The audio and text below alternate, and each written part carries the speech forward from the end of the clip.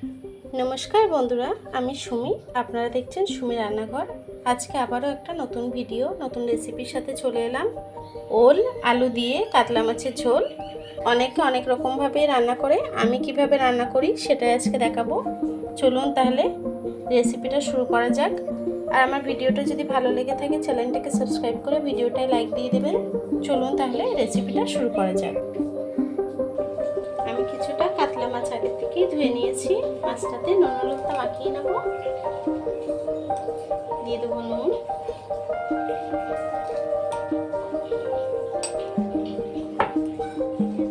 দেবো হলুদ গুঁড়ো।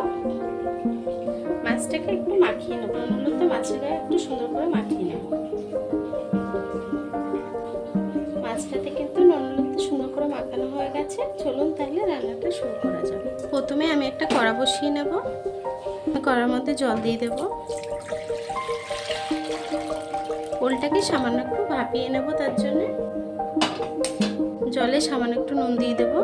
ওলটাকে কেটে রেখেছি, ওলগুলোকে দিয়ে দেবো। ওলটাকে আমি 1-2 মিনিট ভাপিয়ে নেব। একটু চলে এলাম আমি 1-2 মিনিট পরে। ওলটা কিন্তু ভাপানো হয়ে গেছে, আমি নামিয়ে নেব।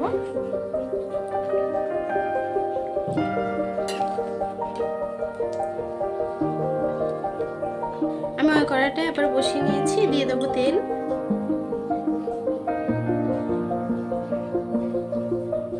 দেখুন বন্ধুরা, তেলটা গরম হয়ে গেছে, আমি মাছগুলোকে ভেজে নেব।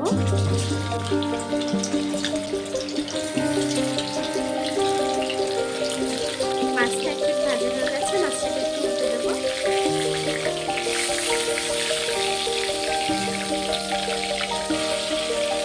মাছটা কিন্তু ভাজা হয়ে গেছে, মাছটাকে তুলে নেব। বাকি মাছটাকেও এইভাবে ভেজে নেব। আমার মাছটা ভাজা হয়ে গেছে। এই তেলের মধ্যে আমি আলুটাকে ভেজে নেব।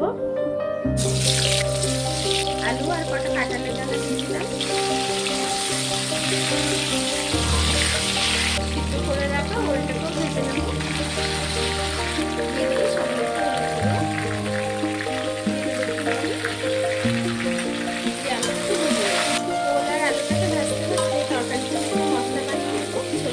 মশলাটা বানানোর জন্য আমি একটা বাটি নিয়ে নিয়েছি। দিয়ে দেবো ধনে গুঁড়ো 2 চামচ, আদা জিরে বাটা দিয়ে দেবো 1 চামচ, আরও একটু দিয়ে দিলাম।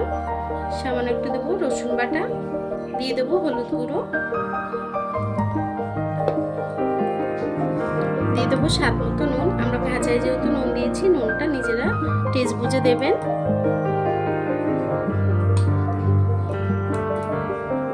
দিয়ে দেবো লঙ্কার গুঁড়ো, ঝালটা আপনারা বুঝে দেবেন। দেবো সামান্য একটু জল। মশলাটাকে একটু ভালো করে মিক্স করে নেব। মশলাটা হয়ে গেছে। দেখুন বন্ধুরা, সবজিটা কিন্তু ভাজা হয়ে গেছে, আলু ওলটা কিন্তু ভাজা হয়ে গেছে। এখন তুলে নেব।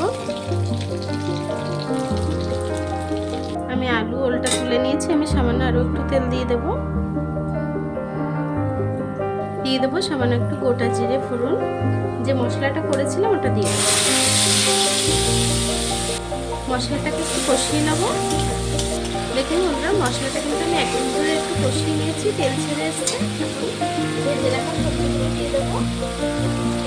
ভেজে রাখা সবজিটাকে দিয়ে দিলাম মশলার সঙ্গে।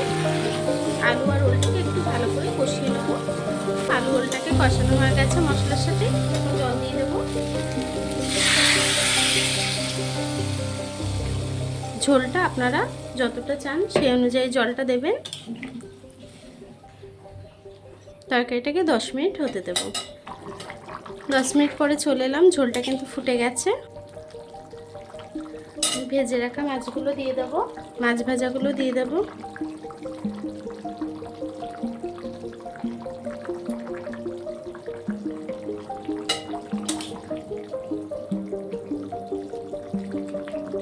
মাছটাকে দিয়েও তরকারিটাকে কিছুক্ষণ হতে দেব।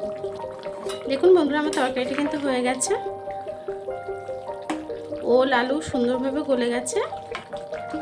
ওপর থেকে দিয়ে দেবো একটু ধনে পাতা। একটু ধনে পাতা কুচি দিয়ে দিলাম।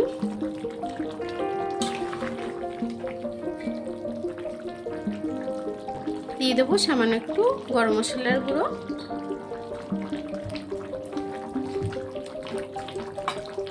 তরকারিটাকে নামিয়ে নেব। দেখুন বন্ধুরা, আমার তরকারিটা কিন্তু হয়ে গেছে। ওল আলু দিয়ে কাতলা মাছের ঝোল। আপনারা এইভাবেই রেসিপিটা ট্রাই করবেন।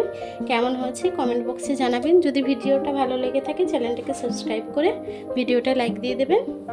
এতক্ষণ ধরে আমার ভিডিওটা দেখার জন্য আপনাদেরকে অসংখ্য ধন্যবাদ।